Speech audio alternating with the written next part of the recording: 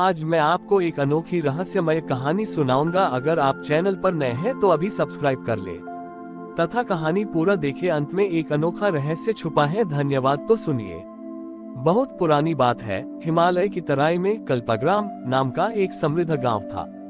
इस गांव में शिल्पी नाम का एक अद्भुत कलाकार रहता था। शिल्पी की कला इतनी सजीव और उत्कृष्ट थी कि उसकी बनाई मूर्तियां और चित्र मानो अभी बोल उठेंगे। उसने संगमरमर पर अपनी छेनी से ऐसी कलाकृतियां उकेरी थी कि दूर दूर के राजा उसे अपने दरबार में बुलाने को उत्सुक रहते थे। शिल्पी अपनी कला पर बहुत गर्व करता था। उसका अहंकार इतना बढ़ गया था कि वह कहता था, मेरी कला से सुंदर और सजीव कुछ भी नहीं हो सकता। मैं स्वयं ब्रह्मा के समान सजीवता दे सकता हूँ। वह अक्सर ये दावा करता था कि वह किसी भी देवी देवता की मूर्ति को उनसे भी अधिक सुंदर बना सकता है, और इसमें महादेव भी शामिल हैं। शिल्पी का सबसे बड़ा सपना था कि वह कैलाश पर्वत पर जाकर महादेव की एक ऐसी मूर्ति बनाए जो स्वयं महादेव को भी आश्चर्यचकित कर दे। एक दिन शिल्पी अपनी छेनी और औजार लेकर कैलाश की दुर्गम यात्रा पर निकल पड़ा। कई दिनों की कठिन यात्रा के बाद वह एक शांत स्थान पर पहुंचा, जहां वह ध्यान में लीन महादेव की कल्पना करने लगा। उसने एक विशाल सफेद चट्टान चुनी और संकल्प लिया कि वह यहाँ महादेव की सबसे उत्तम प्रतिमा बनाएगा। वह महीनों तक तपस्या की तरह अपनी कला में लीन रहा। उसने महादेव के शांत मुख, उनके गले के सर, मस्तक पर चंद्रमा और गंगा की धारा को इतनी बारीकी से उकेरा कि देखने वाला मंत्रमुग्ध हो जाए। जब मूर्ति बनकर तैयार हुई तो शिल्पी अभिमान से भर गया। उसने मूर्ति को प्रणाम किया और मन ही मन कहा, आज मैंने महादेव को भी अपने हाथों से बनाया है। अब मेरी कला संसार में सर्वश्रेष्ठ है। उसी समय अचानक एक छोटा सामान्य सा पत्ता हवा से उड़कर आया और मूर्ति के बाएं पैर के अंगूठे पर गिर गया। शिल्पी ने सोचा, यह क्या है? मैंने इतनी भव्य मूर्ति बनाई और एक तुच्छ पत्ता इस पर गिर गया।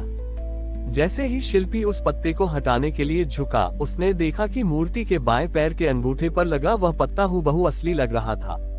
उसमें वैसी ही नसें थीं, वैसा ही हरा रंग था और वह वैसी ही कोमलता प्रदर्शित कर रहा था जैसे कोई असली पत्ता पेड़ से टूटकर आया हो।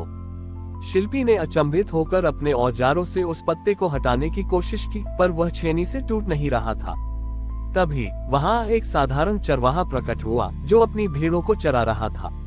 चरवाहे ने मुस्कुराते हुए शिल्पी से पूछा, इतनी सुंदर कलाकृति, आप इसमें क्या ठीक कर रहे हैं? शिल्पी ने झुंझलाहट में कहा, देखो, यह मूर्खतापूर्ण पत्ता, मैंने इसे नहीं बनाया, ये कहीं से उड़कर आ गया है और मेरी कला को अपूर्ण कर रहा है। चरवाहे ने पास आकर उस पत्ते को ध्यान से देखा और धीरे से अपने हाथ से छू लिया। उसके छूते ही वह पत्ता पत्थर की मूर्ति में समा गया और उस जगह एक गहरा दाग छोड़ गया। चरवाहे ने अपनी भेड़ों की ओर देखते हुए कहा, हे महान शिल्पी, तुमने जिस महादेव को अपनी छेनी से बनाया वह केवल एक निर्गुण रूप था।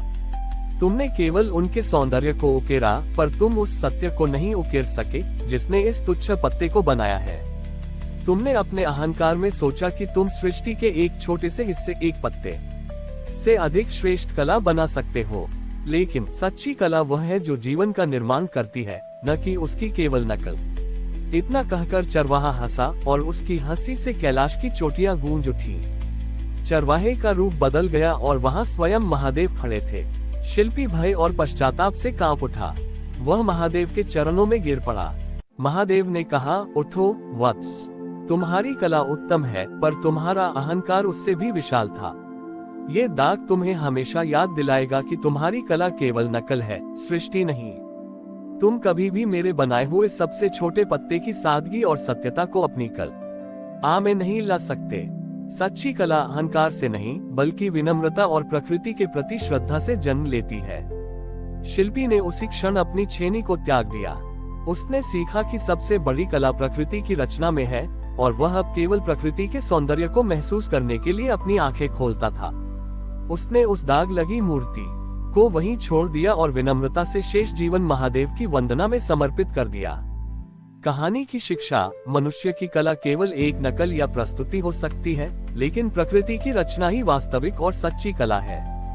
हमें अपनी प्रतिभा पर अहंकार नहीं, बल्कि विनम्रता रखनी चाहिए। शिल्पी ने अपनी छेनी त्याग दी, लेकिन उसने महादेव द्वारा दी गई शिक्षा को अपने हृदय में धारण कर लिया। उसने उस दाग लगी मूर्ति को कैलाश के पास ही छोड़ दिया, जो अब उसके लिए अहंकार के त्याग का प्रतीक बन गई थी। शिल्पी कल्पग्राम वापस नहीं गया। वह अब एक नया जीवन जीना चाहता था, जहां कला का उद्देश्य केवल सुंदरता का प्रदर्शन नहीं, बल्कि श्रद्धा और सेवा हो। उसने कैलाश की निचली पहाड़ियों में एक छोटी सी कुटिया बनाई। उसने अब पत्थर पर काम करना छोड़ दिया। इसके बजाय उसने अपनी कला का उपयोग प्रकृति की स्तुति में करना शुरू किया। वह जंगलों में घूमता और वहां मिलने वाली टूटी हुई टहनियों, गिरे हुए पत्तों और साधारण पत्थरों को इकट्ठा करता। अपनी अद्भुत कारीगरी का उपयोग करते हुए वह इन साधारण प्राकृतिक वस्तुओं को जोड़कर अस्थायी कलाकृतियां बनाता। वह सूखी बेलों से महादेव के जटाजूट बनाता, रंगीन पत्थरों से शिवलिंग के चारों ओर रंगोली सजाता और कोमल घासों से शिव पार्वती के छोटे छोटे आसन बनाता। उसकी बनाई ये आकृतियां इतनी सरल होती थीं कि कोई भी बच्चा उन्हें बना सकता था, लेकिन शिल्पी की श्रद्धा ने उनमें एक अनोखी पवित्रता भर दी थी। शिल्पी की ये कलाकृतियां स्थायी नहीं होती थीं। वह उन्हें किसी पूजा या अनुष्ठान के बाद प्रकृति को समर्पित कर देता था। हवा उन्हें बिखेर देती, पानी उन्हें बहा ले जाता और शिल्पी बिना किसी अभिमान के अगले दिन फिर से नई रचना करता। इस कार्य में उसे एक गहरा संतोष मिलने लगा, क्योंकि अब वह सृष्टि की नकल नहीं कर रहा था, बल्कि प्रकृति के साथ मिलकर उत्सव मना रहा था। शिल्पी की इस नई साधना की ख्याति धीरे धीरे फैलने लगी। लोग दूर दूर से उसके द्वारा बनाई गई उन अस्थायी कलाकृतियों को देखने आते, जिन्हें वह हर शाम नदी में बहा देता था। लोगों को उन कलाकृतियों में एक ऐसी शांति और पवित्रता महसूस होती थी, जो शिल्पी की छली अहंकार से भरी भव्य मूर्तियों में कभी नहीं थी। एक शाम जब शिल्पी अपनी बनाई हुई कमल के पत्तों की नावों को नदी में बहा रहा था और ओम नमः शिवाय का जप कर रहा था, तभी एक नाव बहते हुए उसकी ओर लौट आए। उस नाव के बीच में एक चमकीला छोटा कंकड़ रखा था। शिल्पी ने वह कंकड़ उठा लिया। तभी आकाश में एक तीव्र प्रकाश फैला। महादेव फिर से प्रकट हुए, लेकिन इस बार वे शांत और प्रसन्न थे। महादेव ने शिल्पी से कहा, वत्स शिल्पी, तुमने मेरी शिक्षा को समझा।